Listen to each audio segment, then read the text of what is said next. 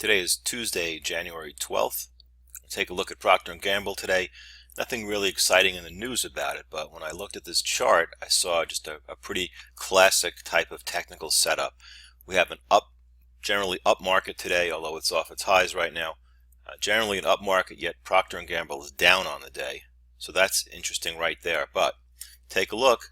Here's a trend line. That's the good trend line. We ignore this August low there. That was a mini flash crash.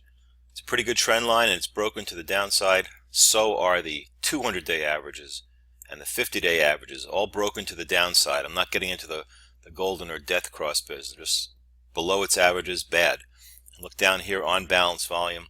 You have a pretty much equal or lower high in this indicator when price made a higher high. So we got a lot of negative things happening here. So the next question is, well, what about this? This looks like there's a trend line here coming down from the highs. So let's put it in there. Just get a trend line going. Oops, I think I hit the wrong type of line, but that doesn't matter. So there's a good trend line. So the next question is, well, is this just the breakout and it's testing it? Valid question. Let's go into the weekly time frame, get rid of that, go into the weekly, see what's going on. And sure, it does look like this is a upside breakout that's being tested. Okay, well, let's just add some more data to this thing. We'll put in some more trend lines. This is what I like about going back in time. You get a bigger picture view, so you know if you're looking with the trend or against the trend. And there's a good trend line. Taking a few liberties here. You know, it's not exactly the low there, but it really hits the levels right there. So what we have here is a long-term trend line from the 2009 low, which was major, of course. Breakdown and a test of that.